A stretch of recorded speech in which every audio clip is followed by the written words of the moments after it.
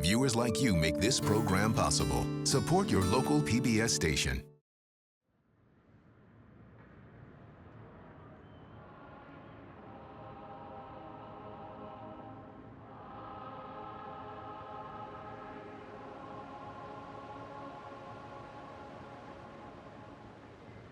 A nation never falls until it starts to decay at the center.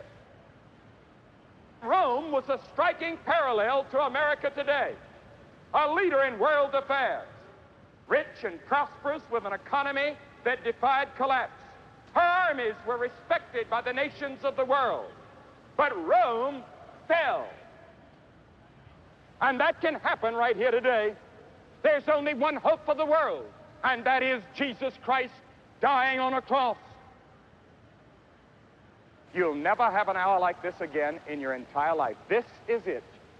And if you don't come today, you may never come. I'm asking you right now to come. Surrender your heart and your life to Jesus Christ. And say today, I want my life changed. I want my sins forgiven.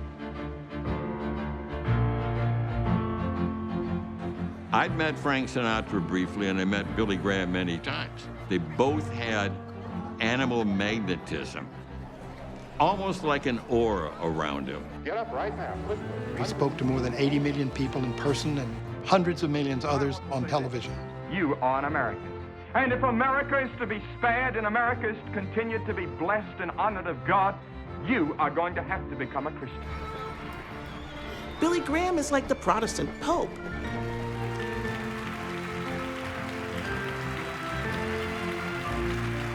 There was a war between ambition and humility.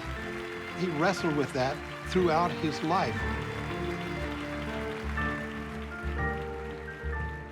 Billy was attracted to political power like a moth is attracted to flame. He was drawn to politicians. It was almost like a narcotic for him. The closer he moved Christianity to politics, the more he opened up the opportunity for Christianity being used to polarize, to politicize. He opened Pandora's box the second he stepped into the Oval Office for the very first time.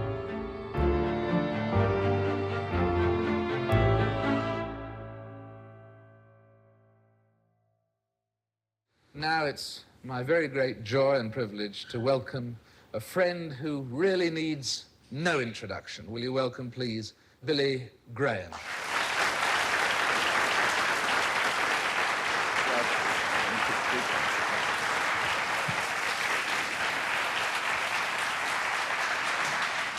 What is it that you've got that other preachers haven't? Well, I think, David, that God gave me the gift of an evangelist. What is the gift particularly you've got? Well, that's what I'm saying. I believe it's a gift of the Spirit of God, and when we get to heaven, I'm going to reach over and grab David Frost. Thank you. If you're Thank there. you. Thank you. Thank you. And I'll take you up to the Lord, and I'll say, now, David wants an answer to this question, because actually, I cannot answer that. I'm as surprised as anyone else.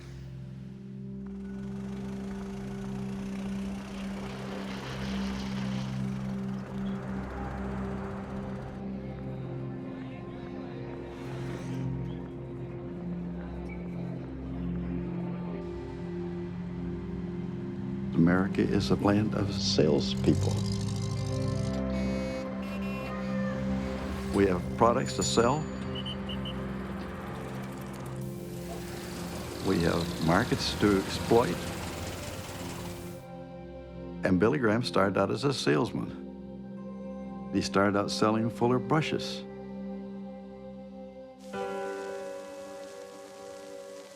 The sun never sets on the Fuller brush dealer. He is America's most famous visitor, the real friend of the housewife. I sold brushes from door to door in the Depression period. Many times you'd go to the door and the lady would come and just crack the door. And I knew that the door was soon going to slam, so I always put my foot in there, you see. And my technique was to always offer the lady a free brush. And of course, in those days, that appealed. He's a kid. He was 6'2". By 17, he would have been tall and lean, blue-eyed, almost blonde hair, and trying to make money to go to college. He's beginning to sense at this point that he has a special gift. He has an ability to communicate with people that is striking, and it works. At the end of the summer, he was the top fuller brush salesman in all of North or South Carolina. And what he learned, he said, was sincerity. You have to believe in the product.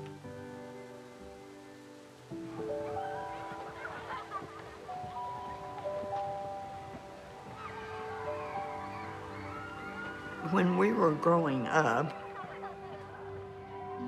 we had Bible reading and prayer every night about 8 o'clock. And Mother would read the scripture, and Daddy would always pray. That was a habit, just like brushing our teeth. And that's what we did. We never thought about, did we enjoy it? We just did it. Billy Graham was born in 1918. His parents had a dairy farm in North Carolina. And his parents were conservative Presbyterians. His family life was very much like that of a great many other people in Mecklenburg County, North Carolina. They believed in God, and most of them believed that God wanted them to win souls, to evangelize other people, to bring them to Christ. Young Billy Frank Graham, as he was known at the time, was in some ways a normal teenager. He was rebelling to some degree against the strict piety of his parents, although not overtly so. After he got a driver's license, he had the advantage of being able to borrow his father's car and spend luxurious nights with girls, parking or going to movies. He really liked the girls, and they liked him.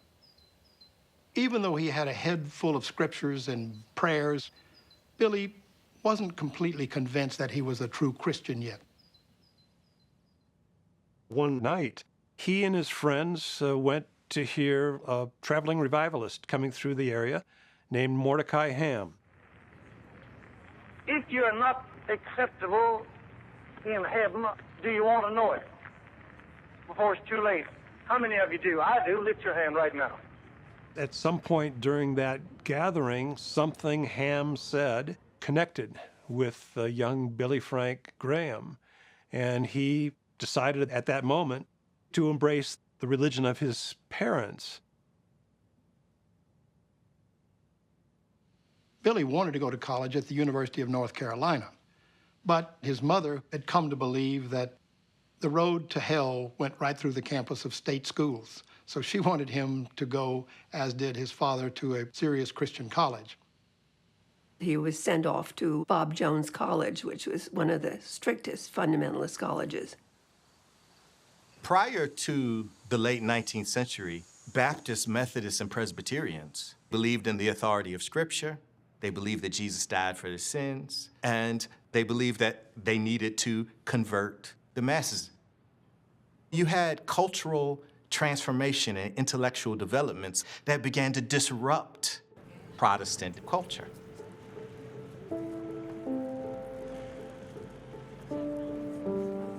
American Protestant fundamentalism is a religious movement. It's a religious response to everything we associate with modernity. Technology, urbanization, the rise of sciences. All of a sudden, Protestants were broken up into multiple camps, and fundamentalists were just those who dug their heels. They drew a line in the sand. They said, the Bible says it, I believe it, that settles it. We maintain the glorious idea that the gospel does not change. It isn't reinterpreted from one generation to another generation.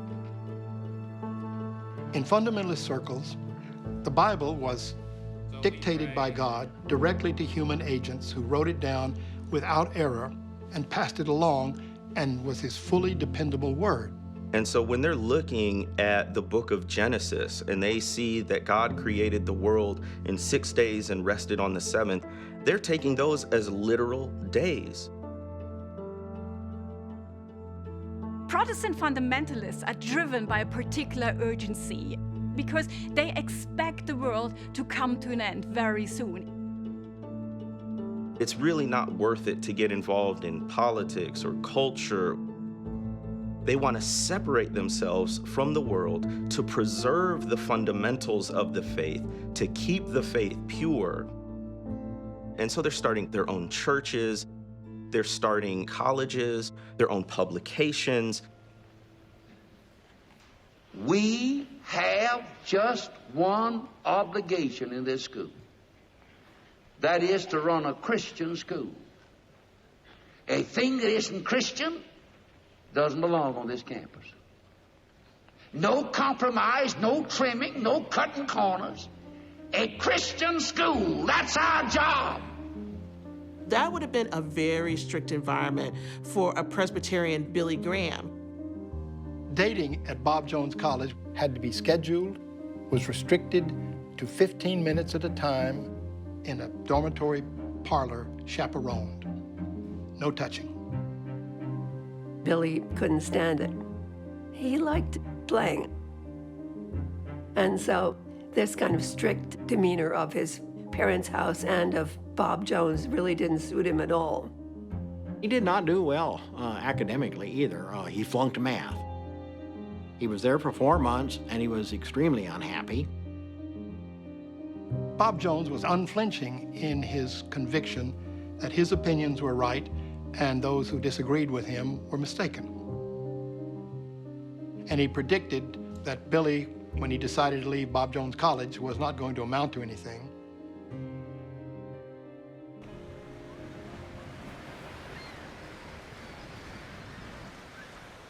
Graham decides to go to Florida Bible Institute. He had a friend there who talked about sunshine and orange trees and a golf course right next door.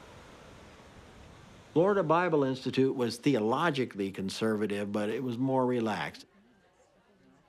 He's still trying to figure out who he is, and what he's beginning to learn is that the persona of a preacher suits him very well.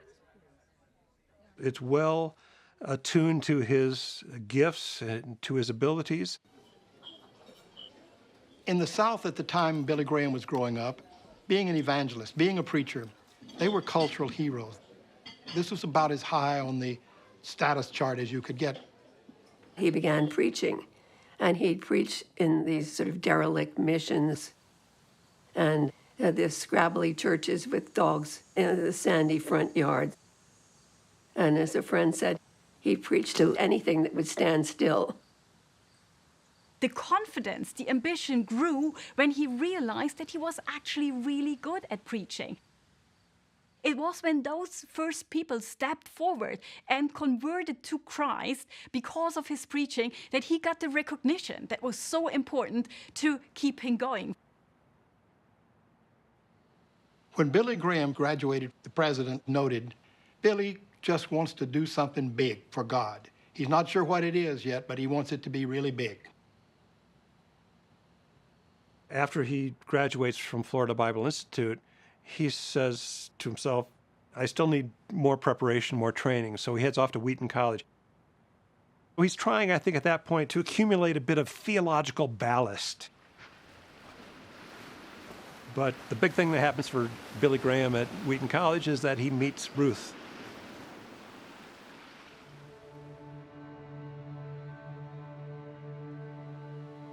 Ruth Bell was the daughter of a Presbyterian medical missionary who had led the medical mission in Xinjiang, China. As a child, she had dreamed of being a missionary and hoped to die a martyr's death. She wanted to be A single woman in the plain of Tibet, in the thin air, by herself, preaching the gospel to nomads. So she wanted to be as solitary, as challenged by a kind of Christian work as she could be. Billy wrote Mother a letter and told her about Ruth and said, Mother, I know I'm gonna marry her. Ruth was a good student. Pretty much everybody acknowledged that she was a better student than he was. He told her on the third date that he did not feel the call to be a missionary. She eventually surrendered her missionary vocation, but nobody who knew Ruth Bell Graham ever thought she surrendered her will.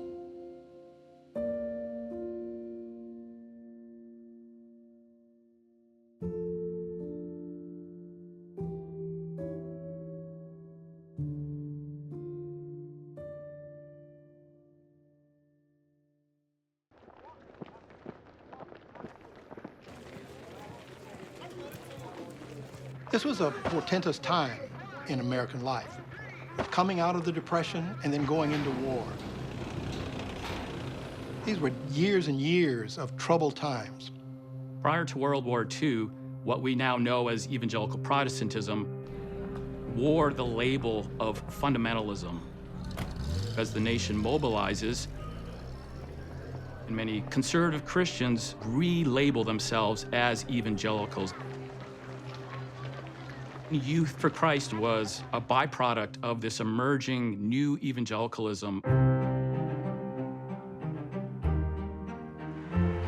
Youth for Christ was a more optimistic conservative Protestantism, much more forward-looking, something that is in tune with the kind of spirit of the day, one in which America is emerging from war and rebuilding itself. Youth for Christ events resembled a kind of a Christian vaudeville show. The preachers themselves, they would dress very flashily, with bright-colored suits and bright ties, and sometimes bow ties that would light up. Their slogan was, geared to the times, but anchored to the rock. You don't have to be considered a bumpkin anymore. You don't have to be considered intellectually retrograde. Become a part of American life. Billy is drawn in to Youth for Christ as an evangelist. He was offered a position to be a full-time evangelist working for them. Youth for Christ is for Graham a kind of halfway house, out of the kind of strict, starchy fundamentalism of his childhood into a larger arena. I can still remember going to Winona Lake, Indiana, where they had the annual Youth for Christ conference, a different preacher every night. But Billy was different than the others. The power of that voice to make people just listen was very striking. I once said it's like a train whistle on a prairie. We could hear it like a sound of something in the distance, but very, very powerful. He loved the stage. He liked exciting people and getting them to commit to Christ. He did have that personal ability to sense, I think, people that he spoke with who were open to the message and open to him. He was incredibly energetic, and in 3 years he went through doing revivals in some 47 states and all Canadian provinces. The audience was never big enough for Graham. Always had this sense of reaching out, have to do more, and find different ways to do it. Graham comes to a point when he recognizes that even Youth for Christ is too confining for him. And this is when he decides to strike out on his own. He chooses, of all places, Los Angeles. the home of Hollywood, and this is going to be his launching pad into his own career. He has been in this spiritual battle, both internally and with his fellow evangelist and friend Charles Templeton. Templeton's argument is, look, your really hardcore fundamentalist gospel is out of date. People don't believe that the world was literally created in 6 days, and you need to update your message if you're going to get through to people.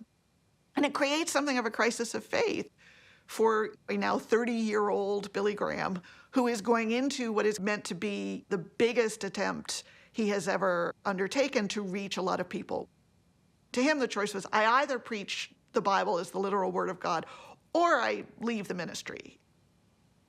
In a sense, Templeton is the acid eating away at Graham's self-confidence. Graham himself begins to think that he's got to come to terms with this message that he is preaching. He goes out into the woods and he climbs the mountain a ways.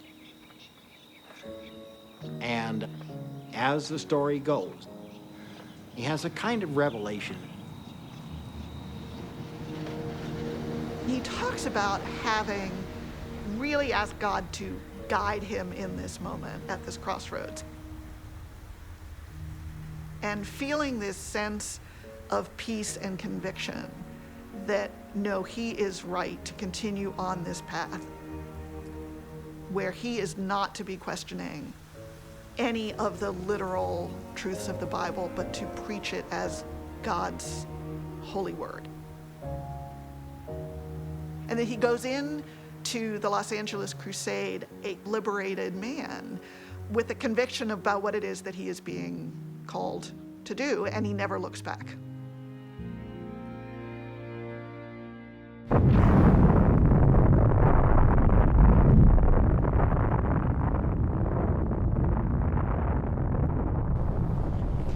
We hoped that the Soviet Union would cooperate in this effort to build a lasting peace.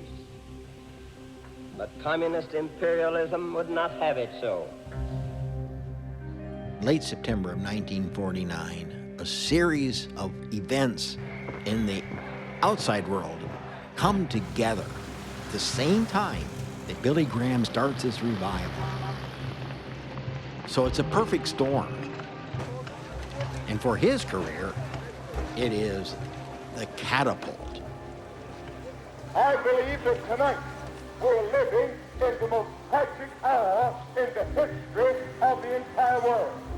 Our newspapers tell us today that rockets are being ringed around Western Europe, and these rockets can shoot atomic missiles 5,000 miles that could reach American cities from the Soviet Union.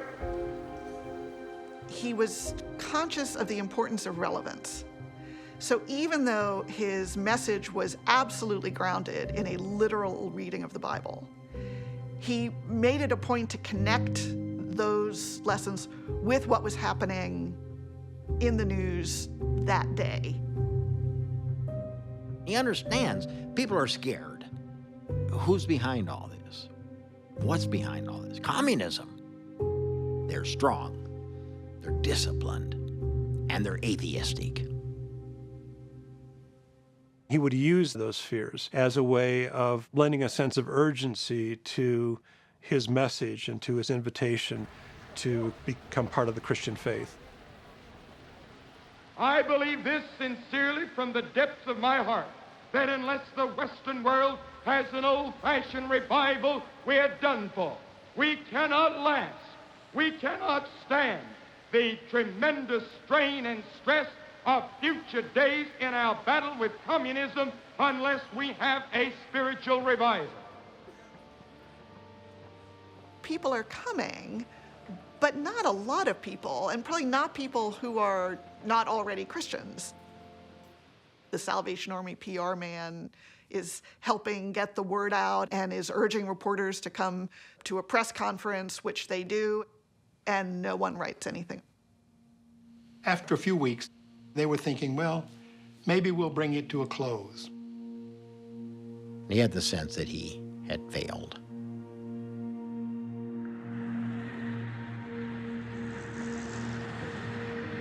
That evening, Billy was driving up to the tent, and there were cars all over. And he said, "What has happened?" One of them said, "You have been kissed by William Randolph Hearst." Now, at this point, Hearst is one of the most prominent newspapermen in the country. What Hearst saw in Graham is a man who is fervently anti-communist, a man who believed in law and order, but I think even more important, Hearst saw a way to sell papers. Graham was flamboyant, he was attractive, he made great pictures on the front page.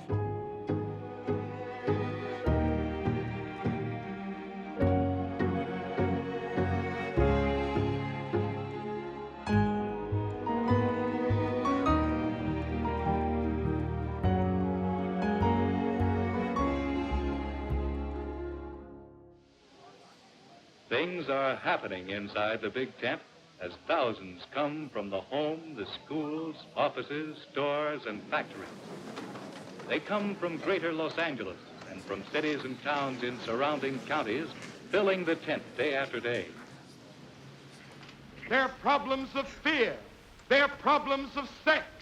They're problems that face us tonight that will never be solved unless we bring them to the Lord Jesus Christ and turn our life, our burdens, and our problems over to Him. It all came together then by that fall, that meeting and the crowds, the situation, things coalesced. And the enormous results of that meeting cemented in his mind his own mission in shaping American Christianity.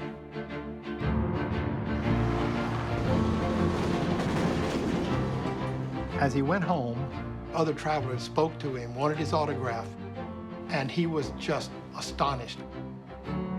Wherever he went, people knew who Billy Graham was. And he soon tours the country like a rock star. He goes to Boston and has a huge string of revivals there, takes the city by storm.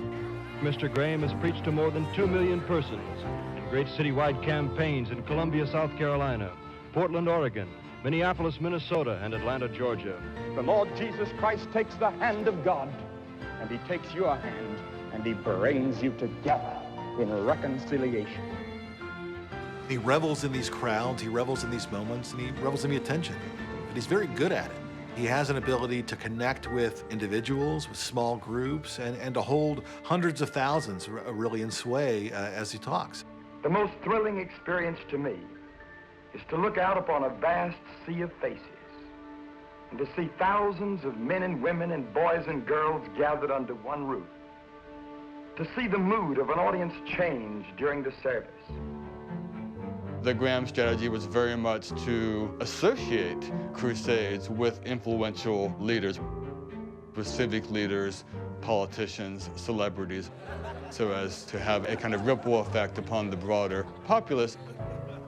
For fundamentalists who had been operating around the margins of public life and public communication, it was a surprising thing to them to see Billy Graham engaging this directly in this very secular world.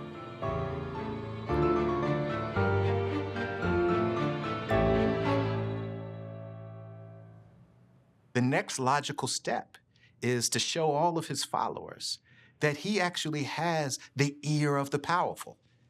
And there's no better way to do that than receiving a White House invitation. In early 1950, Graham is peppering President Harry Truman with letters and telegrams begging for a visit. Truman ignores them all. Truman was a Baptist, and in keeping with the traditions of his faith at that point in time, was a firm believer in the separation of church and state. He didn't like public displays of religion. He, in fact, writes in his diary that he takes guidance from the book of Matthew, chapters 5, 6, and 7, which are known for their injunctions against showy displays of faith. Finally, House Majority Leader John McCormack puts in a good word with President Truman, and Truman relents and lets Graham come to visit. Graham came to the meeting with 3 of his associates. They went to see the president with their white suits and hand-painted ties. They looked like hospital orderlies at the racetrack. Toward the end of the meeting, Graham asked Truman if he could pray with Truman. And through secondhand accounts, Truman evidently said, well, I suppose it couldn't do any harm. Graham grabs Truman by the shoulder and is calling down a prayer for the president. Truman is uncomfortable the entire time, can't handle it. Things get worse when they leave. When Billy and his team came out of the president's office, the reporters were all there and talking, what did he say, what did he say, was it good? Graham made the grievous mistake of rehearsing, as best he could remember, every word Truman had uttered in the course of that hour conversation.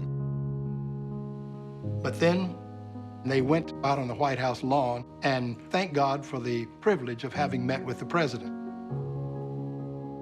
And the next day, that was on the front page of all kinds of newspapers all over the country.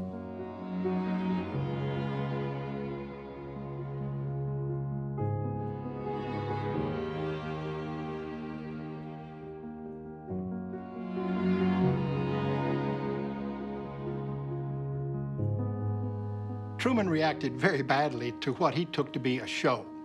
He said all Billy Graham is interested in is just getting his name in the paper. We have a letter from Truman to his secretary in which he said, do not ever let that man into the Oval Office again.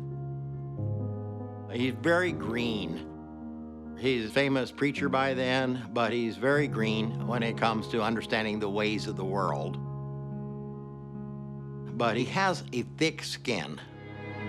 When people would say no to him, he'd just come right back at them.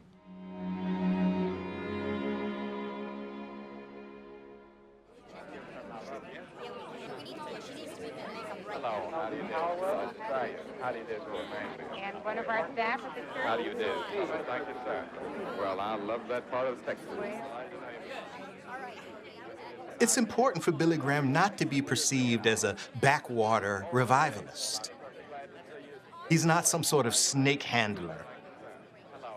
He's trying to bring this nation to Christ with all of the most powerful, influential figures of American society.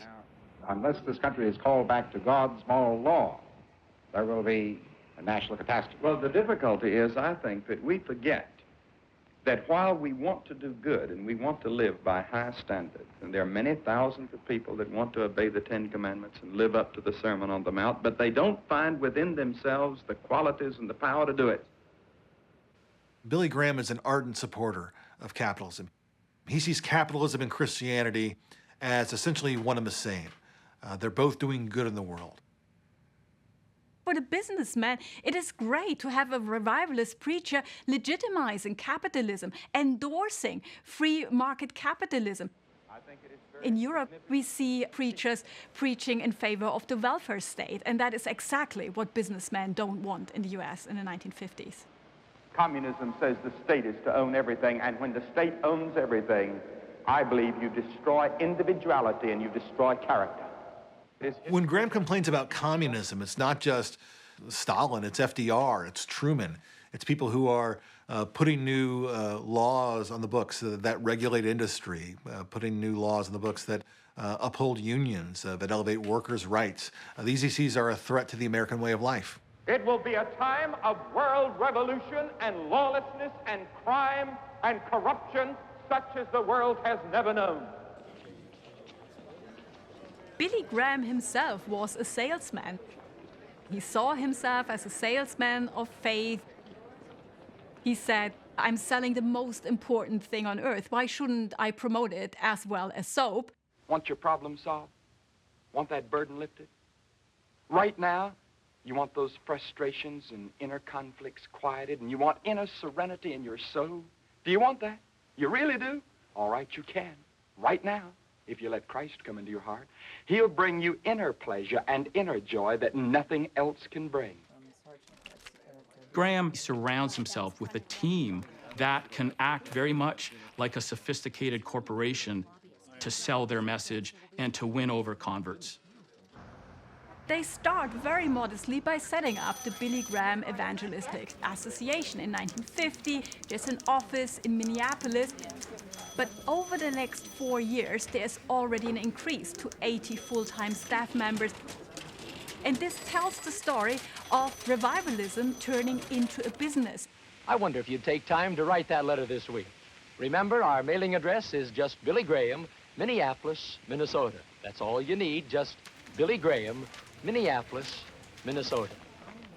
Giving is a quintessential Christian duty, and everyone who attended the crusade meetings knew they were expected to make an offering.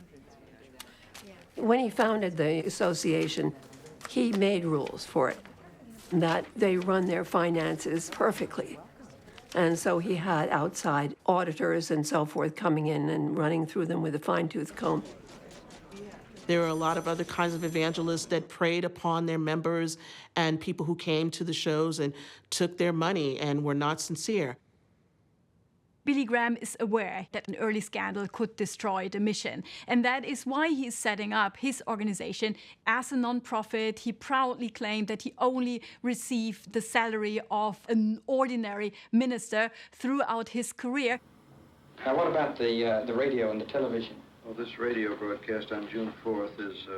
Graham was incredibly careful about this kind of moral hygiene of his operation and his daily life, where, his rule was about, never being in a room alone with a woman other than his wife, which can sound incredibly archaic, except when they were traveling on the Crusades, that his companions would have to go into his hotel room first and search it because they might find women hiding in his hotel room. This is the hour of decision. The hour of decision has come to you today from the Crusade Auditorium in Atlanta, Georgia. This is ABC, the American Broadcasting Company. In November 1950, Billy Graham launches his radio program. An Associated Press dispatch in an Atlanta paper this morning states, "The many feel that the Third World War is just around the corner." It's eventually broadcast out on 3 different networks, about 850 stations, and reaches an audience of about 20 million Americans a week. It's hugely influential. I believe that the heart of our society is our home. When Graham starts on television, it's still a fairly new medium.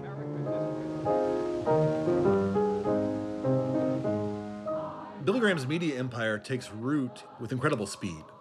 Soon after starting his radio program, then his TV show, he establishes a movie studio called Worldwide Pictures.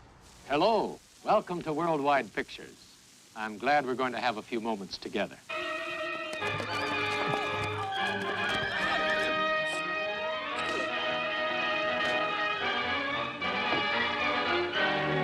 He and his team were able to use those new media technologies brilliantly to create Graham as a religious celebrity. One of the most amazing things in all the universe is that God loves us. I want you to bow your head right now and let me lead you in a word of prayer, will you? Repent of your sins. Confess that you're a sinner. You can do it right where you are, right now. It's important to understand that there's a strand of conservative American evangelicalism that have always viewed advanced technologies as sinful. The radio, television, movie industries. These are all just kind of paths to hell. They'll take us to hell in a handbasket. Please get in the car. But there was another group of evangelicals that came along and said, it's not the technology itself. The technologies are morally neutral. It's what you do with them. Jim, look. Let's go hear him. What? I can't explain it. I just have a feeling it's something I need. With these movies, he's saying we're spreading the gospel of Jesus Christ. We are fulfilling our evangelical mission by giving content to a sin-sick society where they can go to the picture show and hear a message that Christ loves them. Tonight, Cliff Barrows has a very special guest, at least to me. Ladies and gentlemen, tonight it's my privilege to introduce to you Mrs. Billy Graham. Ruth, we're glad that you've taken time out of your busy household duties to spend a few minutes with us this evening on the program. Thank you, Cliff. You know, many folks have asked why you don't take more time to be with your husband. Do you have a good reason? I have 4 good reasons. 4 of them. What are they? Virginia, Anne, Ruth, and Franklin. Virginia, Anne, Ruth, While he was traveling around and his career was really starting to take off, Ruth was at home having children.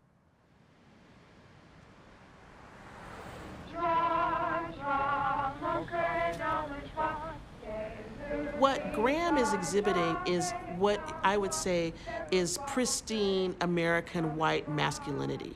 That masculinity of, I'm handsome, I have a beautiful wife, I have beautiful children, my life is in control.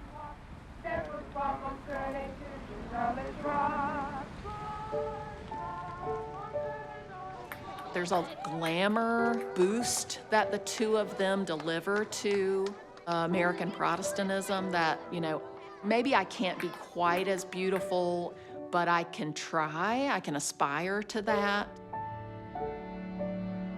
Every time that he was photographed, he was saying to all of his followers, this is who we are, and this is how Christians should live.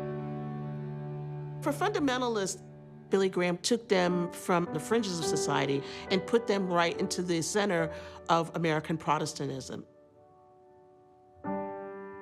Billy Graham becomes a household name, and he ends up making American evangelicalism a household name as well.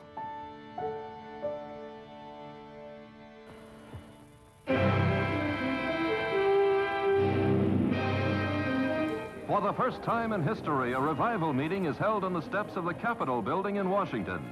40,000 brave drizzling weather to hear evangelist Billy Graham pronounce his cures for today's evils. When Billy Graham thought about the United States, he thought about it as a Christian nation fallen from grace. So a Christian nation that had to be redirected. The Oval Office meeting with Truman went very poorly. He quickly sets his sights on a return visit about 18 months later. There's a clear difference in these two Washington events. I ask the United States Senate and Congress to request the President, once again in our hour of crisis, when we stand on the abyss of national destruction and catastrophe, to call our people to prayer. The rally on the steps of the U.S. Capitol put Graham's strength on display, and it shows political leaders how powerful and how popular he can be. We have been the recipients of the choicest bounties of heaven. We have been preserved these many years in peace and prosperity. We've grown in number, wealth, and power as no other nation has grown. But we have forgotten God. He firmly believes the country needs a religious revival, and he's now set himself up to do whatever he can to do that, to lobby political leaders, to influence them, to call on their citizens and his followers to make demands upon them. He wants Harry Truman to come to the Washington Crusade. Truman refuses. Congress is much more receptive. I have been amazed and gratified and thrilled to find that among many of our great leaders in the Congress and throughout the government are devout Christians. 2 of these distinguished gentlemen are with us tonight. Congressman, I've been trying to get Christian men to run for political office around the country. What do you think about it? I firmly believe that you expressed it well when you said God is working here in the national capital. This was the first time Graham really soaked in the political dynamics of Washington, whether it was with the Senate or the House or Supreme Court justices. People were really listening to him. And these people who were themselves, you know, among the most powerful people in the country, were affirming and validating his power. It kind of went to his head. I was talking to a presidential candidate just the other day. You know, we have quite a few these days. And I was telling him if I wanted to win the election and call the people back to God and back to Christ and back to the Bible, I said I believe I'd be elected. He says, you know, evangelicals are, you know, will vote one way, and I could swing 16 million evangelicals with a single word, which, whether or not there is truth to that, it was a remarkable thing to say. Graham makes it clear that he and his followers are going to have some influence, that the nation needs to turn to God, and that there needs to be a campaign issue. And he wants the country to rally around a candidate who can deliver that. Out of the heartland of America, out of this small frame house in Abilene, Kansas, came a man, Dwight D. Eisenhower. Through the crucial hour of historic D-Day, he brought us to the triumphant peace of VE Day. Billy Graham had taken a real appreciation for Dwight Eisenhower, as of course had most Americans. A Texas oil man named Sid Richardson wanted Eisenhower to become president, and so he enlisted Billy Graham. So here he is, this very young man, and he's knocking on the door of a five-star general. He told Eisenhower that the fate of the Western world hinged upon Eisenhower's decision. Eisenhower's astonished by this young guy. But as it happens, Eisenhower liked it. You like Ike, I like Ike, everybody likes Ike for president. Hang out the banner, beat the drum, we'll take Ike to Washington. Billy Graham serves as Eisenhower's spiritual advisor on the campaign. And he offers Eisenhower some scriptural references he can drop into speeches, some themes he might want to hit on the campaign trail. But I want to say something to you tonight, to you church members, you people who profess Christianity. I believe it's your duty, more than any other group, to go to the polls and vote. You owe your country. You owe unborn generations your vote at this election. You say, well, Billy, who should we vote for? Now, I'm not entering partisan politics. Of course, I have my own opinion, and I'm going to register my opinion next Tuesday at the poll. But nobody will know but myself and God. I think it's fair to say he feigned an impartiality, but his preferences were clear. America speaks at the polling booths from coast to coast as 55 million from all walks of life cast their votes for the 33rd man to become president of the United States. Eisenhower wins a resounding victory in 1952. He calls Graham to his hotel in New York City after the election and has a meeting with him. And he says, I think one of the reasons I was elected was that we need spiritual renewal in this country. Preserve, protect, and defend the Constitution. Eisenhower firmly believed that religion needed to be worn on one's sleeve. So help me God. That faith had to be manifested in public in order to inspire people in private.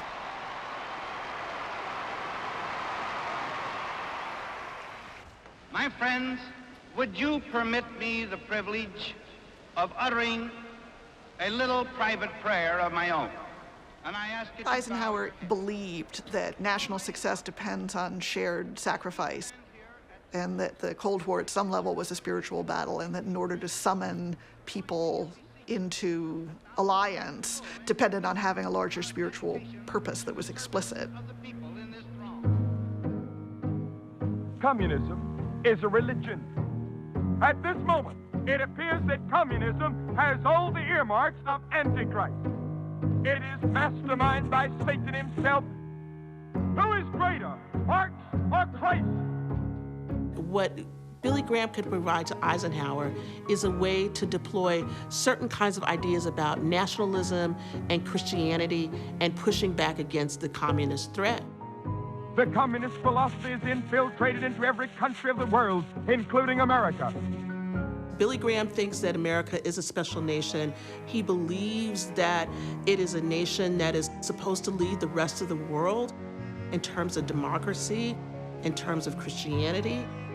I want to tell you it's more patriotic to be a Christian, to live for God, than it is to carry a gun in time of war. America is the greatest force that God has ever allowed to exist on his footstool. I believe that America is the great spiritual arsenal of the world. Eisenhower was pleased by thinking of Graham as the sort of religious leader of the country. Together, they help effect a new set of ceremonies and symbols that conflate piety and patriotism to a degree never seen before. It's during Eisenhower's presidency, for instance, that the prayer breakfast became an annual event, an event at which clerics and politicians of all political stripes come together to pray for the nation.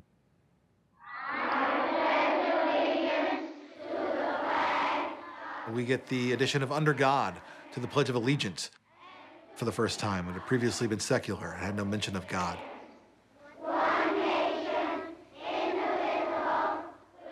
We get the adoption of In God We Trust as the nation's first official motto in 1956. It's added to paper currency for the first time in 1957. President Eisenhower and Postmaster Summerfield take part in the introduction of the first stamp with a religious message. The new stamp will carry to the world America's message of liberty and faith. Our forefathers came to this country seeking freedom, and they brought in their hands a Bible, and they said, on this book we shall build a nation. Many Americans think of America as a Christian nation. But in the Constitution, the only references to Christianity are ones that keep it removed from the state, that there should be no religious test for office, that there should be no established state religion, that there should be no government control over what private citizens can believe. The President and Mrs. Eisenhower hear evangelist Billy Graham preach at the National Presbyterian Church in Washington. Eisenhower and Graham completely turned this around, and to make it clear that America is, if not a Christian nation, perhaps a Judeo-Christian nation, one that has a religious faith at its core. This new religious nationalism is a remarkable change, a stark shift from the norms of American life before. Eisenhower is the first genuine relationship Graham has with someone with that much power. It's the start of a learning curve that then develops with each successive president.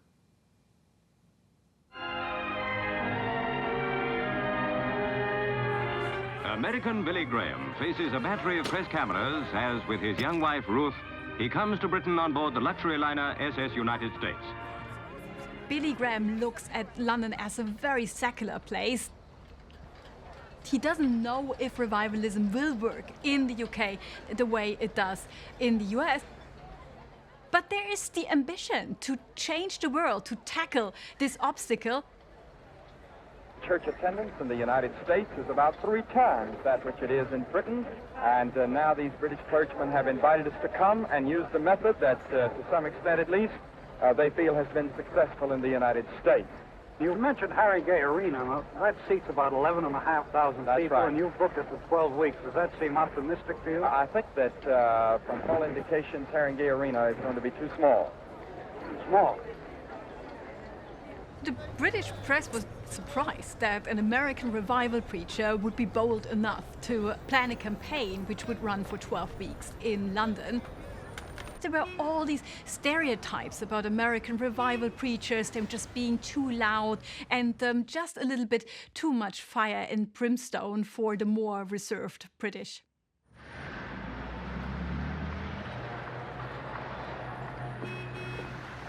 I went with one of the other young men who was training to be an engineer as I was. So here we're walking up to this huge structure with the crowds pouring in. And then when we got inside, it was so crowded already, we had to sit toward the back on the ground floor level. So that put you quite a long way away from the podium. We're diseased. The Bible teaches that we have a spiritual disease. Every person in this audience tonight is infected with this disease. What's wrong? The whole world, you here tonight, are searching for peace. I believe that we He immediately had my attention. of moral revolution. I ran with a pretty hard-headed group of young lads, done some shoplifting, had one idea about what a girl was for. I was ashamed of myself, if you really wanted to know. You thought that perhaps prosperity would bring it. You think perhaps a sex experience will bring it. You think that getting drunk may bring it. You try 1,000 ways. Why? Because sin has gradually dulled your conscience until now sin no longer bothers you. Sin has become your master. So when Billy Graham spoke about Jesus dying for our sins, if you ask Christ to come into your life, you could be forgiven. Begin again. Jesus went to the cross for you. He hung openly in front of a crowd for you. Certainly you can come a few feet for him. You come. We're going to wait on you. Every head bowed while we wait. Just get up right now, quickly. Hundreds of you from all over the place. Come. Men, women, young people, their whole families need to come. To myself, I'm thinking, that's what I'm looking for. That's what I want. To put it plainly, it was the first time in my whole human experience that I felt clean on the inside.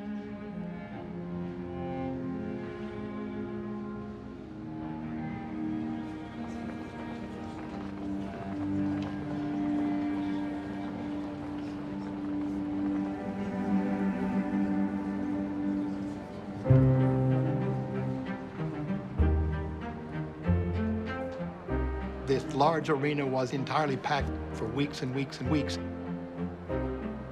So many people wanted to come that couldn't get into it.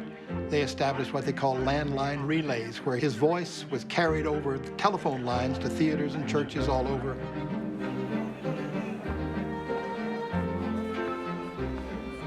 Both the American ambassador and the British Home Secretary said that Billy Graham had done more for Anglo-American relationships than any other person had done since the end of World War II. Our destinies as two nations are linked together. And I sincerely believe that this is a demonstration on the moral and spiritual level that our two nations are one. As the crusade came to a close, Billy Graham realized that his life had changed. He was not only now the most famous preacher in the United States, he was now the most famous in London. And if you're famous in London, you're famous all over the world.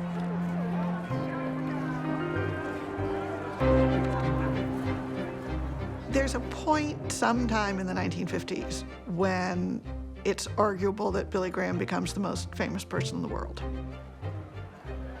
And the kind of global celebrity that he had shapes everything that followed.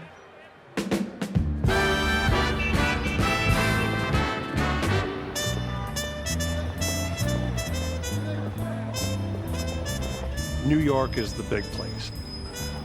Billy Graham specifically likened New York to Sodom and Gomorrah from the Hebrew Bible. This, in many ways, was the last frontier for him.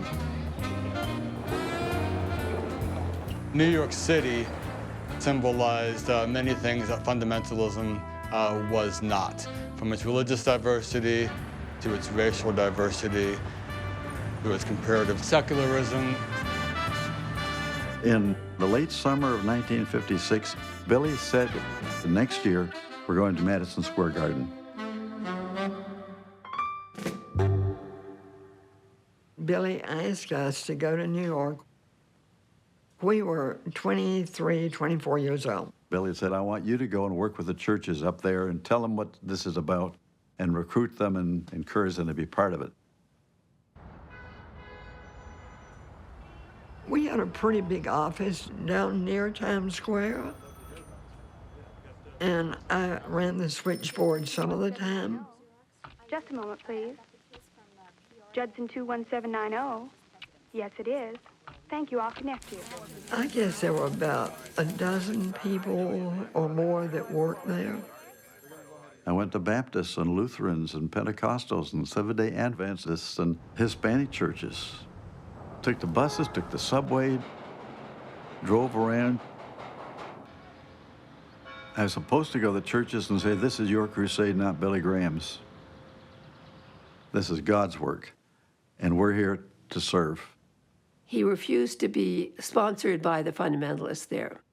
He insisted on being sponsored by the mainline denominations. He reached out to the Catholic churches. He even reached out to the Jewish community in New York, and he invited all these people of faith to come together.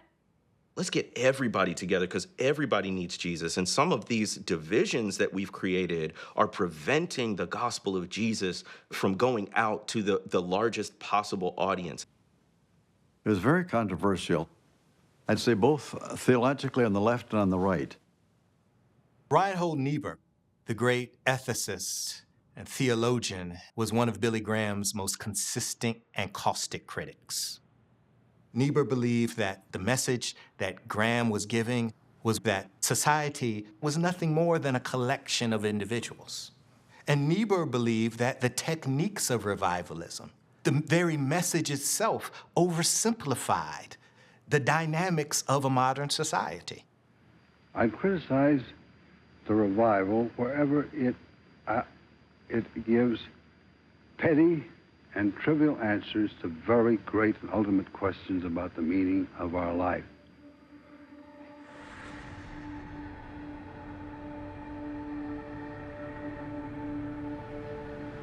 I can remember standing in Madison Square Garden. I stood there looking at that cavernous stadium the day before it all started and looking up at those empty seats and saying, what is this going to be like? The contract to start with for 3 or 4 weeks that could be extended. So it was extended a week and another week and another week. But on 16 and a half weeks, coming from a small town in Missouri, I had never seen that many people in one place. Madison Square Garden seated 18,000. And I remember the lines of people outside trying to get in. It was like a sporting event.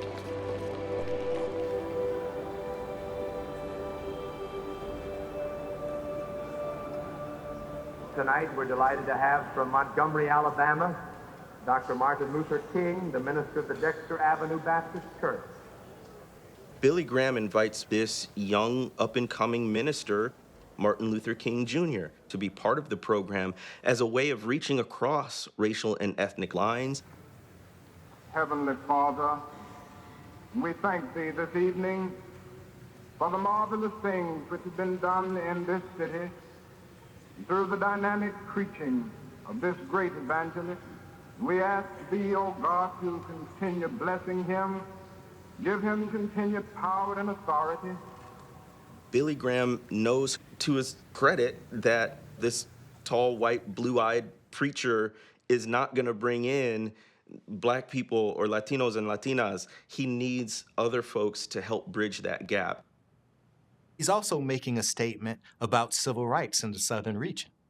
He's trying to expand his audience to include people of color, saying that you are actually welcome as part of this campaign. We're praying that God is going to give a new soul and a new spirit to this great city that leads the world in so many ways. And we're praying that in the next few weeks it will at least have started on its way to world leadership in moral and spiritual values.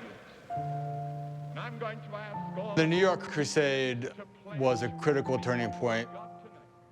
It was really the final straw for a generation of fundamentalists who then, pretty much publicly divorced themselves from Billy Graham. Bob Jones declared that Billy had made a serious mistake preaching with the support of a whole range of unsound churches. Billy Graham himself is aware he is close to politics. He is close to celebrity culture. He is close to so many things that Protestant fundamentalists despise, and Bob Jones is pushing Billy Graham to make a decision. However much he wanted the support of fundamentalists for both strategic and emotional reasons, he realized he could do without them. At that moment, he turned in his card to the card-carrying fundamentalist. And he said, "I'm not one of you anymore."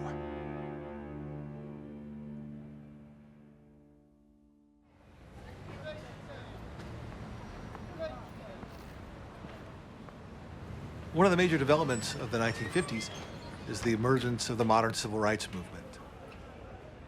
And it becomes the real test of what American democracy is all about. Billy Graham was born into a South that was heavily segregated. Graham's evangelical circles were overtly white. Evangelicalism was defined by its whiteness. God is the greatest of all segregationists. He made the white man white, he made the black man black, and I, for one, will honor God's creative act. By the early 50s, Billy Graham has become more progressive in his racial views, so that by 1953, he begins desegregating his revivals. Billy Graham wants everybody to know that they are the same in the eyes of God, but he wants people to obey the laws of the land. And that's where things get sticky, because it's one thing to say you believe that all men and women are created in God's image and in the sight of God, but at the same time tell them they can't use the water fountain and they can't go to the same bathroom as a white person. You cannot legislate morals. You cannot make people love each other. That can only come from within. And whether you are of the white race or the Negro race in the United States, you have an obligation as a Christian to love your fellow man, no matter who he may be. After the New York campaign, Martin Luther King Jr. sees an opportunity with Billy Graham to press him on civil rights. Billy Graham is doing a crusade in San Antonio, Texas. And as is his common practice, he's going to partner with prominent political officials to be part of it. And in this case, he has the governor of Texas, Price Daniel, on the program to introduce him. The problem is, Price Daniel is a noted segregationist. Martin Luther King hears about this, and so he writes to Graham and asks Graham, would he please not appear on stage with Governor Price Daniel? Martin Luther King believes that if Billy Graham would rescind that appearance, that it would mean that Billy Graham was supportive of the civil rights movement and would not support an open segregationist. Billy Graham refuses.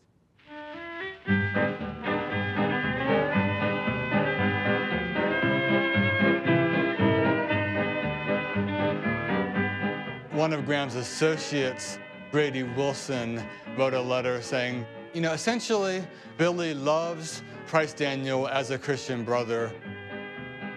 And frankly, Dr. King, you should have a similar perspective as well. The eyes of Texas are upon you, till Gabriel blows his horn.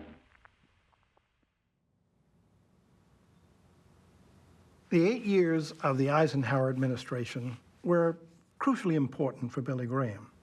It opened the world up to him in a way that would not have been done otherwise, and he enjoyed that.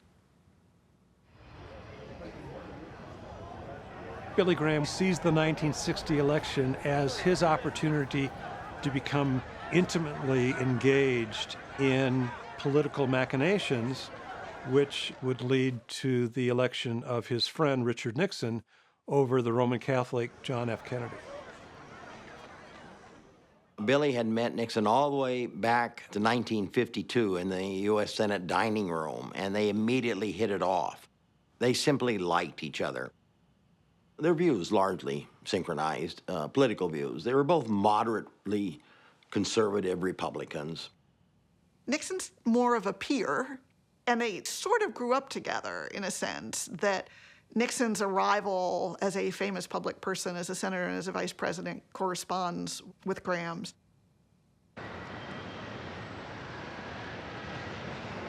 There's this extraordinary moment during the New York Crusade where Nixon, now as vice president, comes to the crusade, and it's one of the gatherings at Yankee Stadium. And Graham and Nixon walk out onto the field together. And the crowd just roars.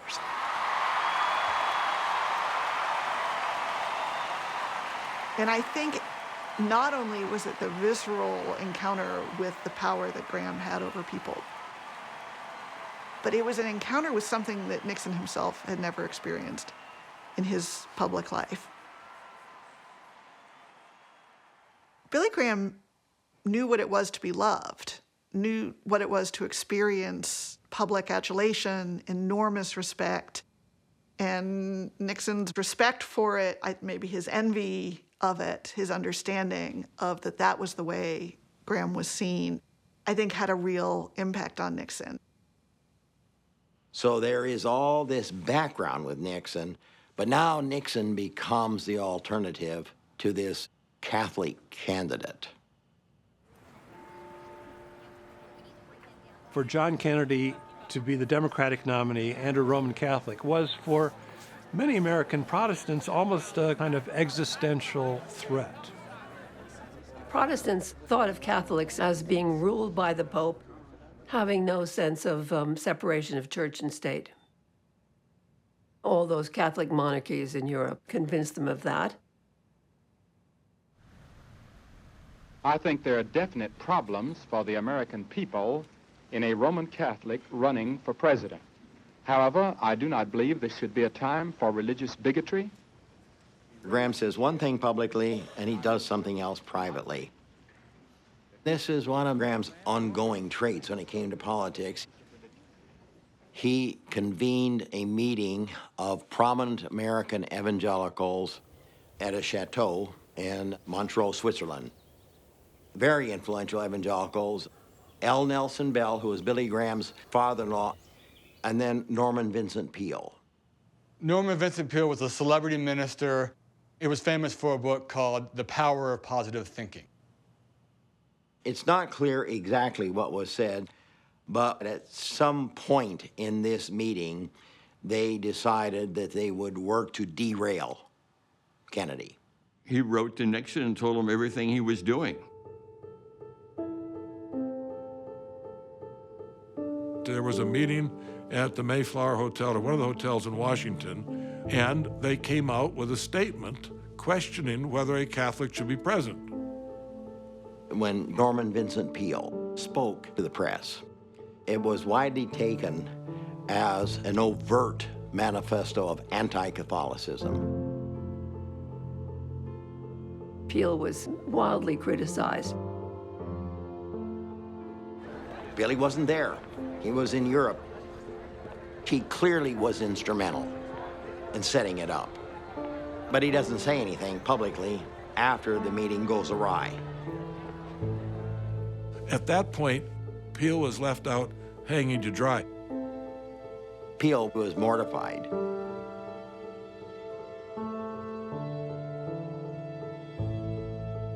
Jack Kennedy picks up the Washington Post, sees the story. He has an invitation to speak to the Houston Ministerial Association. When he read the story, he says, I gotta go. I believe in an America that is officially neither Catholic, Protestant, nor Jewish, where no religious body seeks to impose its will, directly or indirectly, upon the general populace or the public acts of its officials. But if this election is decided on the basis that 40 million Americans lost their chance of being president on the day they were baptized, then it is the whole nation that will be the loser. He gave that speech on religious freedom, and without that, he would never have won. And I was only 20 years old at that time, but very politically active, and I watched it carefully. Billy, I know, was for Nixon. But he right away goes and plays golf with Kennedy.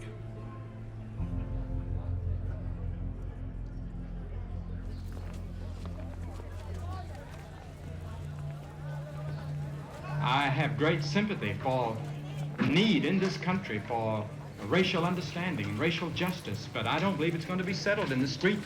I think it's going to be settled in the hearts of people. Billy Graham sees racial equality as an important issue. At the same time, he looks upon the activism of civil rights leaders like Martin Luther King Jr. as troubling. He believed in order. Graham's really is a gospel of obedience. The whole fundamental principle of civil disobedience, I think, is a hard one for him to really understand. Martin Luther King and others are really trying to provoke a response from segregationists in order to bring attention to these injustices. And so to that end, they go to the hot spots. And in 1963, Birmingham, Alabama was one of the hottest of the hot spots. The Southern Christian Leadership Conference, under the leadership of Dr. King, planned a mass campaign to hold city leaders accountable for desegregating the city. Graham urged King and other civil rights activists to, quote, put the brakes on a little bit in Birmingham, to kind of slow down, wait for things to get better. I was there for CBS News. Dr. King was arrested. He was put in jail. While in jail, he wrote the now famous letter from a Birmingham jail. My dear fellow clergymen, I have almost reached the regrettable conclusion that the Negro's great stumbling block in his stride toward freedom is not the white citizens' counselor or the Ku Klux Klaner, but the white moderate who is more devoted to order than to justice, who constantly says, I agree with you in the goal you seek, but I cannot agree with your methods of direct action. Even though he's speaking to those clergy members from the city of Birmingham, he's articulating a larger critique of the white evangelical movement, namely its moderates, of which Billy Graham is at the forefront. I have been disappointed with the church. In the midst of blatant injustices inflicted upon the Negro, I have watched white churchmen stand on the sideline and mouth pious irrelevancies and sanctimonious trivialities.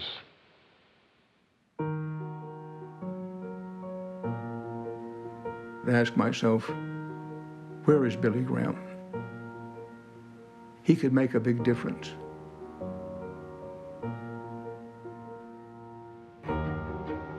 I am not a right-winger. I'm not a left-winger. And I have tried to stay away from being extremist on either side. And sometimes this is difficult because I feel the pressure from both right and left constant. When it really came to expressing solidarity with black people and their allies, it just didn't fit with the larger project of white evangelicalism. I'm afraid that people are getting a distorted idea about American democracy when they see, for example, rubber hoses and police dogs and all these things being used, because I think these are isolated incidents, do not really reflect the mood of the entire country. This moment captures the ways that Billy Graham often obscured his hunger, thirst, and quest for popularity and mass acclaim. This was a moment where he would have just had to lose a critical mass of his followers if he had taken a definitive stand on the side of civil rights protesters. King is advocating for rights for African Americans and for all people. Graham advocated for power. Graham advocates for power for himself.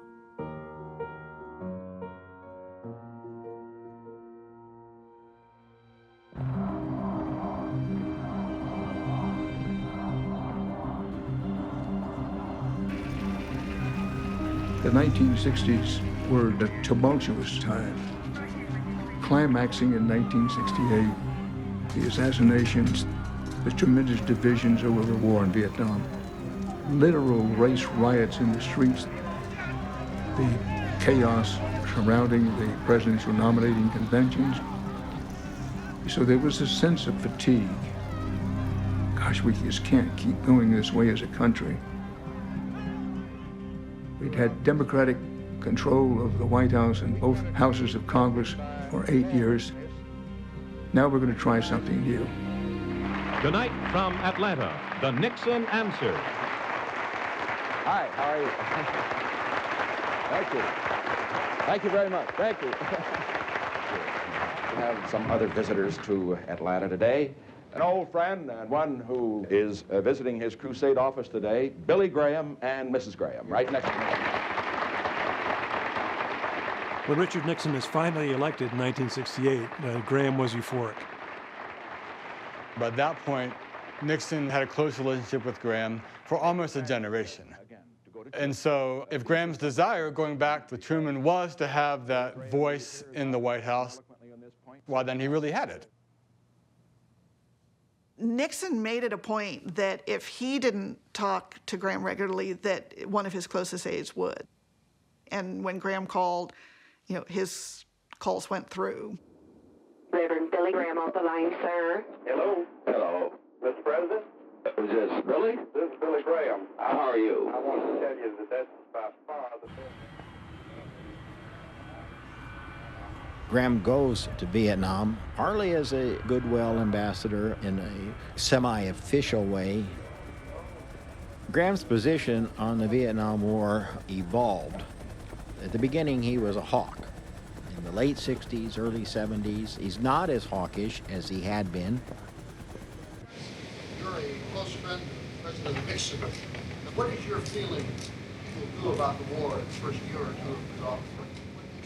Well, I saw him last Monday night, and the last thing he said to me as I went out the elevator, he said, tell those men over there that we're pulling for them and that we're going to try to bring peace as quick as we can. Soon after Nixon's inauguration, Graham sends a letter to the president. The main thrust of it is that the United States military needs to withdraw and let the Vietnamese take over the prosecution of the war. Did President Nixon offer you a position in... I couldn't answer that. My position in his administration will be that of just a friend. Without question, Graham not only had a close working relationship with Nixon, they did talk about policy, and this contradicts Graham's frequent statement that they did not talk about policy, that the relationship was purely pastoral. I've got an editorial in the New York Times on Friday, which I wrote this morning. They had it for you. Yesterday. Good. And I'm putting all the blame of this whole thing on Kennedy. That's right. He started the damn thing. And I got all that in there. They've taken it. They're going to print it Friday morning. Good. Well, believe me, Billy, it means an awful lot. And you keep the faith, huh? You betcha. In May of 1970, Nixon reveals to the public that America has actually widened the war in Vietnam. He promised to draw it down and said he'd actually expanded it. And he'd expanded it by invading Cambodia. The town of Kent and the Kent State campus erupted in violent demonstrations against America's involvement in Cambodia and Vietnam. Demonstrations that lasted 4 days and ended when 4 students died in a volley of National Guard gunfire.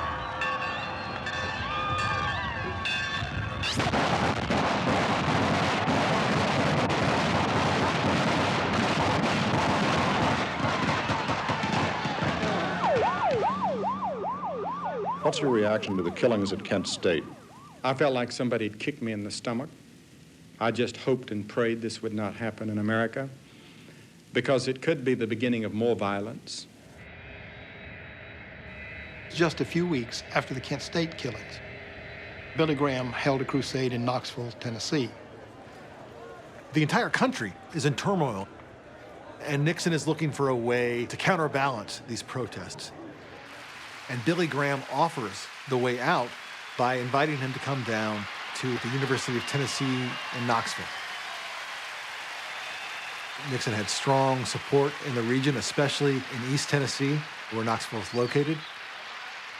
Graham steps forward to offer a public vindication of the president at the moment he's being vilified by everyone else.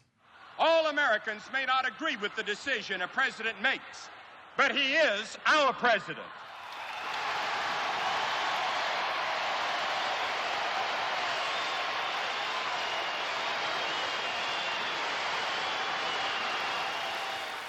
Graham's primary loyalty was to Nixon, and that trumped Graham's judgment about the morality of the expansion of the war in Southeast Asia.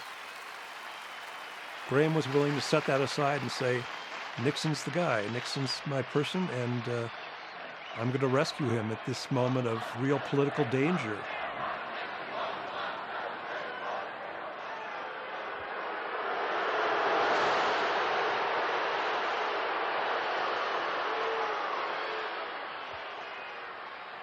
Billy Graham, when he invited me to come here, he told me that there would be youth from the university, from other parts of the state, representing different points of view. I'm just glad that there seems to be a rather solid majority on one side rather than the other side tonight.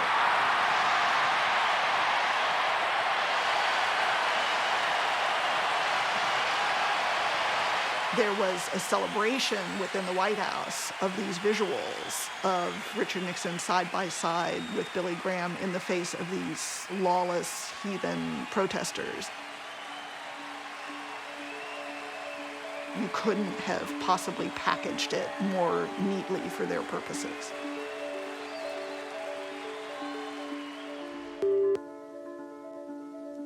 Dr. Billy Graham. As a Southerner, and I'm very proud to be a Southerner, public schools have been a part of the way of life in the South for many years. A lot of Southerners may be frustrated and angry right now, and many don't agree with all the changes that are taking place in the schools, especially this busing for racial balance. The gist of these ads was to try to persuade white Southerners to abandon the Democratic Party for Nixon's Republican Party. And Graham is willing to go on record in a very, very graphic way to make that happen. I really believe that the South will set an example of respect for law that will be a model for others to follow. The Nixon White House was really using Graham for their political ends. Graham certainly played along with that. He was happy to help Nixon in any way he could. President Nixon went to Charlotte, North Carolina today for a special local tribute to his old friend, the Reverend Billy Graham. At Billy Graham Day in 1971, the city of Charlotte shut down for the event. Schools were closed, businesses were closed, and the entire city just turned out to welcome home and celebrate their favorite son. Billy Graham Day was essentially a contrived event to celebrate Graham and to give Nixon exposure in the region as well.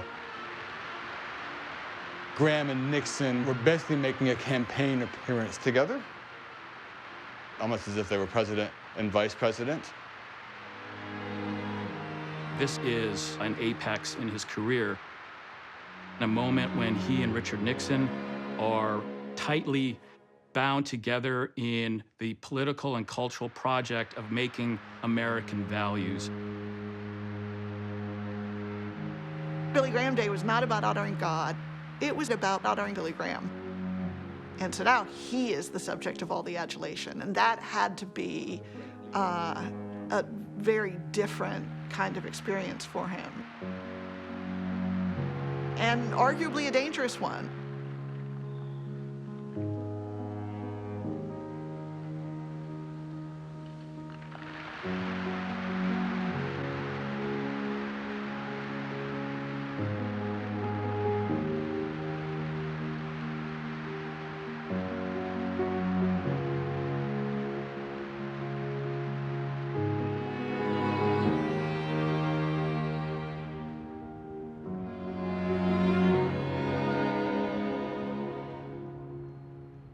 would like to say that if we come right down to the wire, and it looks like, that I could help in a public way, even if I had to come out and say, I'm voting for Richard Nixon because I'm ready to put that on the line, even though it would hurt my ministry for years. But I'm 53. I don't know how long I have anyway, so I don't care.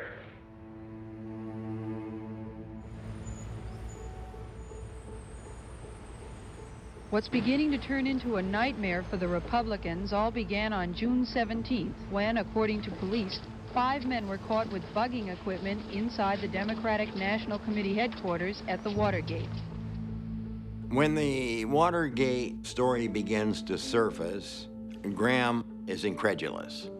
He does not believe that Richard Nixon could have been involved in something this wrong. Nixon had always presented himself to Graham as a devout fellow Christian.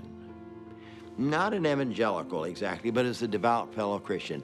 And Graham took that as an evidence of Nixon's character. It was learned this week that another suspect received a $25,000 cashier's check, which had been intended for the president's campaign. The question is, if any or all of what is alleged to have been going on is true, how high up in the White House does it go? And is the president himself involved? Increasingly, Graham cannot deny that something illegal had taken place, but he didn't think that Nixon had orchestrated it. He's saying Nixon could not be involved. He's too moral. Phil, are you aware of the installation of any listening devices in the Oval Office of the President? I was aware of listening devices. Yes, sir. The tapes are crucial. For example, they could show whether John Dean was telling the truth when he said that President Nixon indicated knowledge of the Watergate cover-up in a number of conversations at the White House. Watergate was not on the official agenda of the Southern Baptist Convention, which ended in Dallas today, but as George Lewis reports, the subject was on the minds of many delegates. There's a little bit of Watergate in all of us. Just don't go around so self-righteous, talking about all those bad people. I know some bad people in both parties. In private, Billy Graham was working with Nixon's staff and telling them, try to do some things to divert attention from this crisis. Maybe get people thinking about something else. Concentrate on meeting famous people, having your picture taken with them.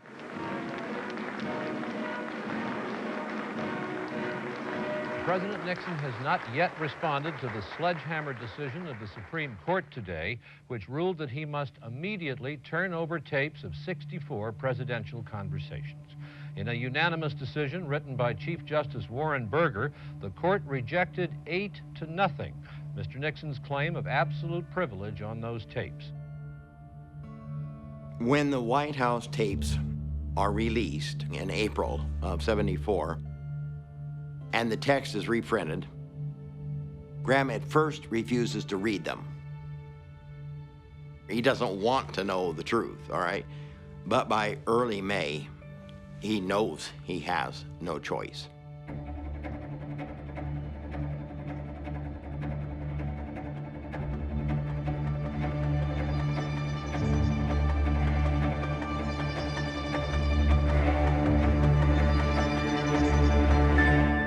Phone rings. My secretary says, a man claiming to be Billy Graham's on the line. I said, put him through, and it was Billy. And he said, John, he said, I just now have read the transcripts. I'm only halfway through, and I just vomited. And he said, you know, I know that the president had to use some sleeping pills to counter jet lag and things like that.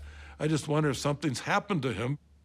The Reverend Billy Graham, who's been a friend of the president's for a long time, spoke out today on the moral tone of the president's edited White House transcripts. Graham said reading the tapes was a profoundly disturbing and disappointing experience. He said he could not but deplore the moral tone implied. My impression at the time was that Billy Graham felt it was best to say as little as possible, keep his head down, and let the worst of it pass. Why Why are you refusing to discuss it here for a moment or two? It's Because a rather this is a- serious. It's a rather because serious this charge. is a golf. This is a golf tournament, and I came out here to enjoy a day of golf. And your statement was a very serious thing towards the President of the United States, too, which is perhaps more important than a golf tournament. Well, that is up for me to judge. You don't think it is? I am not making any comment. Dr. Graham, what do you think the transcripts show about the moral tone in the White House? No comment. I'm very sorry, but on another time, another occasion, I'd be happy to Well, you've stood here talk for 10 minutes and talked to us it. about it without talking to us about it. Well, Save you this much is time. a golf game, and I don't maybe think it's a proper place to discuss it. Billy Graham was worried. He knew how close he had become with Richard Nixon. In that phrase, he was flying very close to the sun. Jim, thank you very much. Have a good golf Yes, game. sir. Thank you. Anyway, okay. 30 feet left. Well, nothing. I've got 10 feet left. In the White House, in just a few moments now, President Nixon will be appearing before the people, perhaps for the last time as President of the United States. He had asked for this television time at 9 o'clock to make an announcement. On the night Nixon finally is persuaded to resign, Billy Graham comes to Washington hoping to provide comfort in what was certainly Nixon's darkest hour. He told me that he wanted to be with Nixon, to pray with him, but he couldn't get to him. He couldn't even get the operator to put him through. I shall resign the presidency effective at noon tomorrow.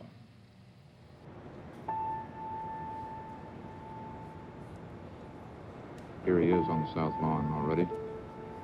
Mr. Nixon, as he leaves the White House here to board the helicopter for the flight to California. There's the President waving goodbye, and you hear the applause.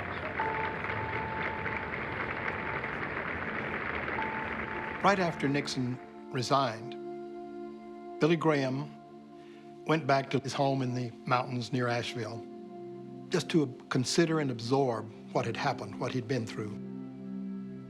Billy Graham's friendship with Richard Nixon had tainted the very work of his life. This is the first time that he's had a huge moral misstep. He was desolate. He was just beside himself with anguish.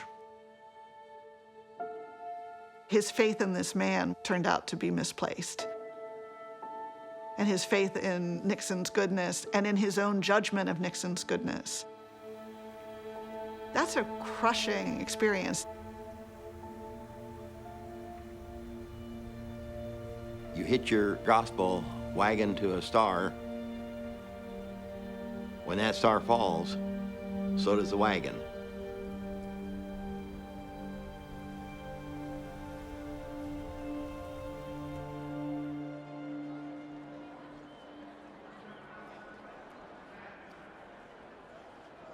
After Watergate, Billy Graham begins to focus more on international efforts.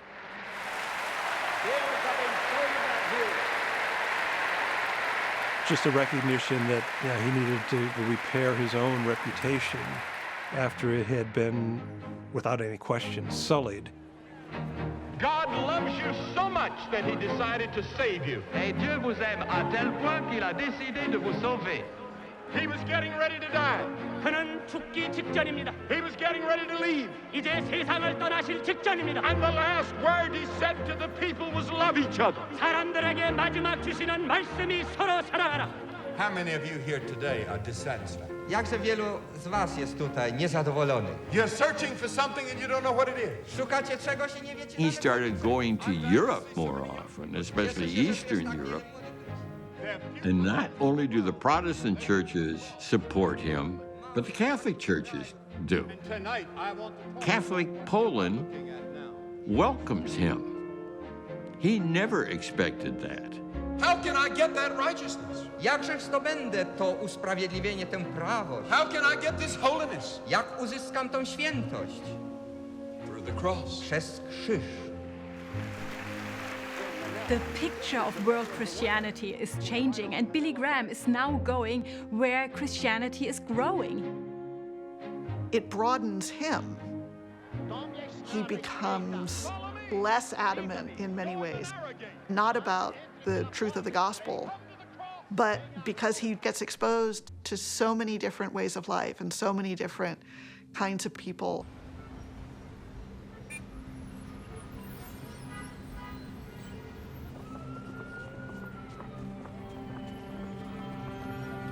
McCall's magazine asked me to interview him. We met in a mid-Manhattan hotel. A nice one, but the room was not big, and he's tall. And he's trying to find a place to put his legs. He was tired. He'd been gone for months and months. He missed his wife. That was part of the mood. And so we're talking, and he said, you know, he said, I used to think that all those Chinese babies who never had the gospel preached to them were all going to hell. He said, I don't believe that anymore. He said, my job is to do the preaching, and God's job is to do the savings.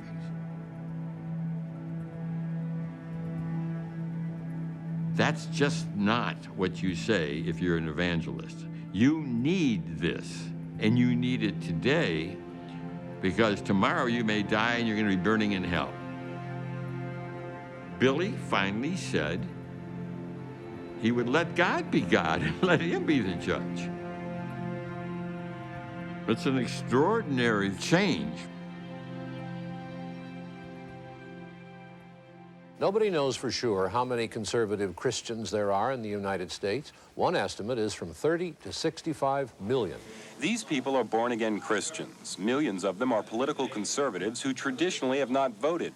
But this year, they're being mobilized for Ronald Reagan. We've got to raise up an army of men and women in America who will call this nation back to moral sanity and sensibility. I call that the moral majority.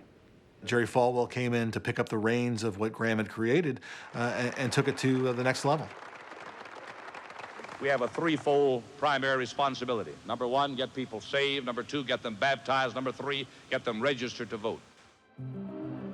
This year, millions of evangelical Christians appear to be coming together to form a new and powerful force, one that could change the face of American politics. You stay home, you don't get informed, you don't get involved, you don't get active, you don't vote, you don't care. You know who runs the country? The godless, wicked forces that are going to sell you down the river. Good Christians make good citizens, and it's a sin not to vote. We as Christians are simply not going to sit back any longer and watch our families being destroyed. Maybe God's calling you to be a political leader for Christ. Why not? I would say that just about every church in America, evangelical fundamentalist churches, follow the cue of their pastor. That's an extraordinary amount of power. Yes.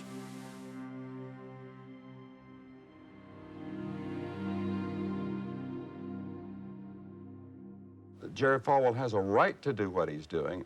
The only thing I'm saying is I'm not going to join that, and I'm not going to get involved in politics. But they're giving us a real litmus test about who is acceptable to the moral majority, and then if they don't meet this various checkoff on this list, candidates or other people in public life, then the moral majority brings its considerable resources to bear against that candidate. Yes, and I'm not going to be a part of that.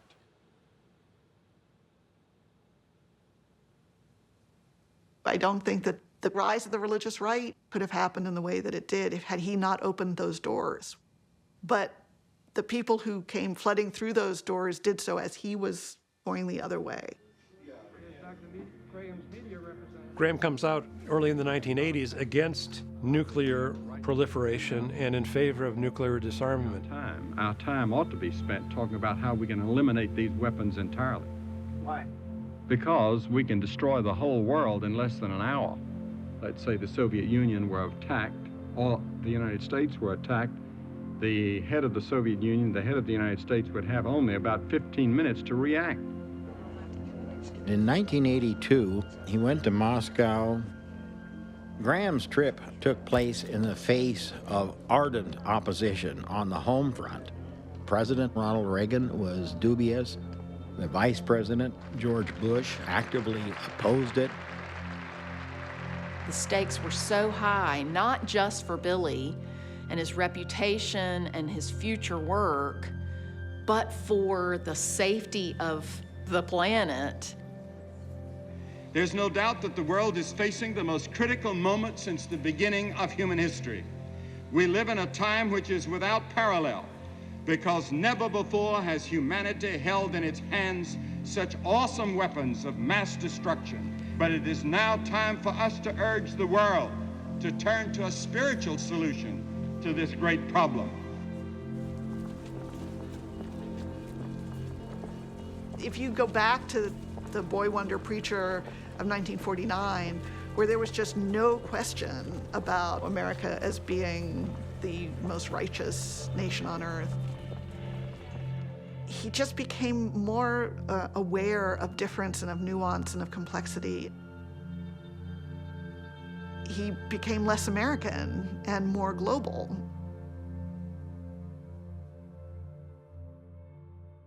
Just when we think we've heard it all, more arises from the dark side of the only president to resign in disgrace. Today's tapes include discomforting remarks as well by the Reverend Billy Graham. The 500 hours of tapes released today showing what one historian calls Nixon's own dark view of how the world works, where the enemy is not just the communists, it's also the media. Newsweek is totally owned by Jews and dominated by them. They're editorial leaders. The New York Times, the Washington Post, totally. Listening in agreement is the Reverend Billy Graham. This stranglehold has got to be broken or this country is going to go down the drain. You believe that? Yes, sir. I can't ever say it, but I believe it. Even as he emerged as this kind of iconic figure in the 80s, 90s, and into the 21st century, the Nixon-Graham conversations, more than anything, were the kind of albatross that Graham had to deal with. The first thing he did was apologize. He traveled to Cincinnati and to a group of rabbis, and as the story goes, when he entered the room, he said, "I'm the one who should be kneeling and begging your forgiveness."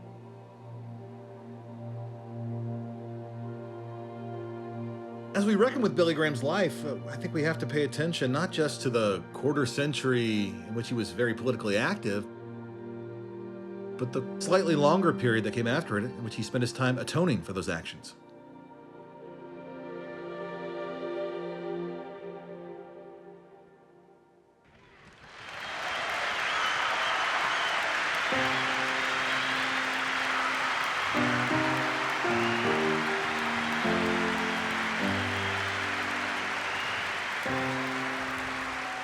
He truly comes to be thought of as America's pastor.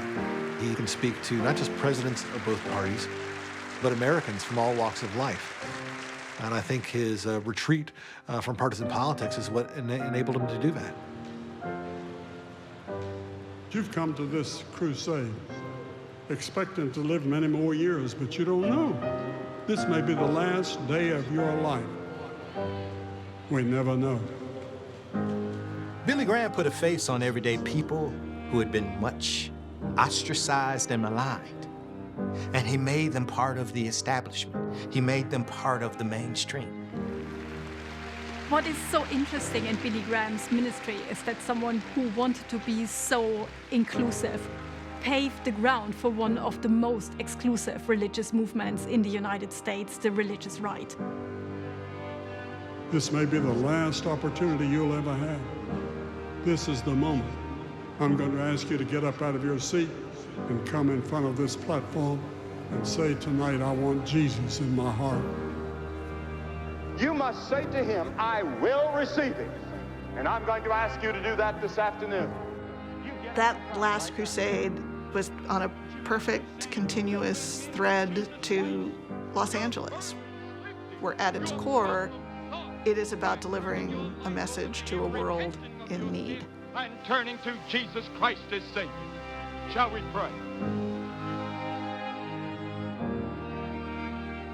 Before he died, Jeannie and I were in his little room up there. And I said, Billy, when the time comes that the Lord calls you home, would you want your sister to say anything at your service? And he said, I would be honored. And Leighton said, what would you want her to say? Long pause. He said, he tried to do what he thought he should.